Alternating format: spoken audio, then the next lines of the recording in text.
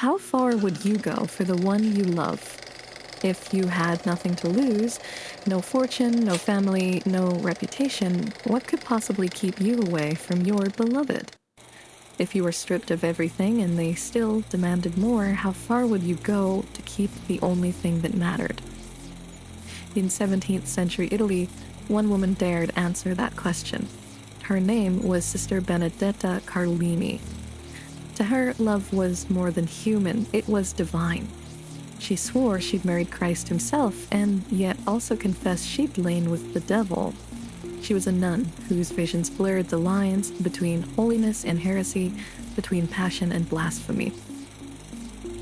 To understand Benedetta's choices, we need to step inside the world she inhabited. In Renaissance Italy, daughters without dowries were often sent to convents. For noble families, that was cheaper than marriage, and for the church, it meant control. A convent wasn't freedom, it was containment. Women were stripped of their names, their wealth, and any future they might have desired for themselves, until all they possessed were vows and inner lives. Take carbon, give it time, and squeeze beyond all measure of reason. You produce a diamond. Sister Benedetta was no different.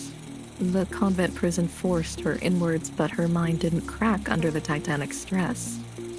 Instead, her psyche reformed as a gem, shimmering with supernatural beauty. As a young girl in 1599, at just 9 years old, Benedetta entered the convent, and even as a child, she beheld splendid visions of angels and demons. By adulthood, they'd become impossible to ignore. She thrilled as she recounted how Christ appeared and placed a golden ring upon her finger in a mystical marriage. But these were more than idle daydreams, for in medieval Italy, visions carried weight and often conveyed power upon the recipient, with the implication of divine favor. So, in a convent of women starved of power, the sisters circled Benedetta like parched travelers around the cool waters of a desert oasis. By 1619, Benedetta was not just recounting visions, she bled from mysterious wounds on her head, hands, and feet. Stigmata, holy injuries that echoed the passion of Christ. For some, this was proof she was a living saint. For others, it was the clearest sign of fraud. Benedetta walked a knife's edge, inspiring faith in some and arousing suspicion in others. But visions and sacred wounds weren't Benedetta's only secrets.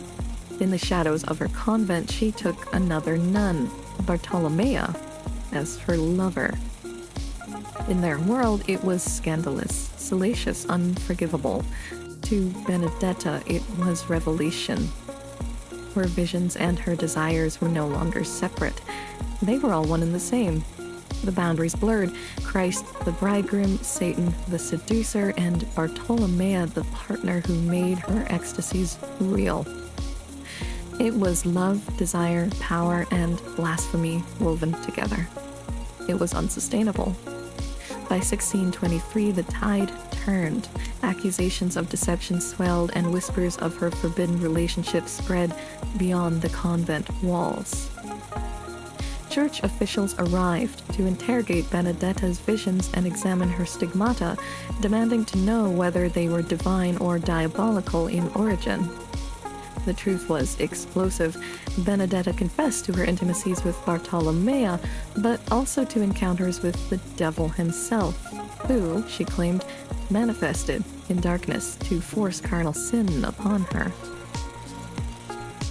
To the cold, legalist eyes of her interrogators, this couldn't be love. They declared it possession, and the remedy, perpetual confinement. In 1624, Benedetta was deposed as abbess, condemned as a fraud, and confined to a single cell for 35 years.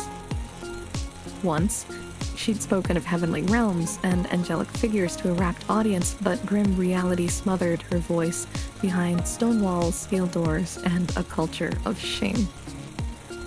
Benedetta Carlini died in her single room, in 1661, her visions dismissed and her desires condemned. The Church applied its full weight and authority to erase her. But paradoxically, the silencing is why we can hear her today. Her inquisitors wrote everything down, every vision, every confession, and every accusation. Their attempt to obliterate blasphemy preserved her story. Instead of speaking only to her sisters in the nunnery, Benedetta now speaks across centuries and in 1,000 different languages. Benedetta gave everything for her visions, and her story forces us to wonder, who can possibly own our devotion or declare our love holy or heresy?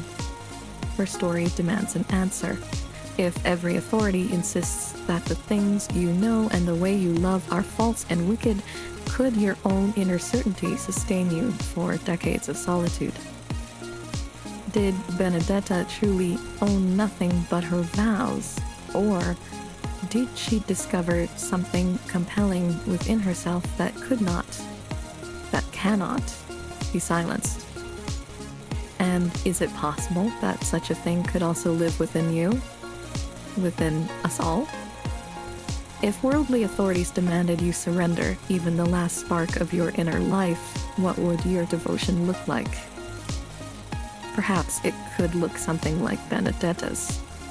Diamond-like, shimmering, impossible to silence, and ultimately, immortal.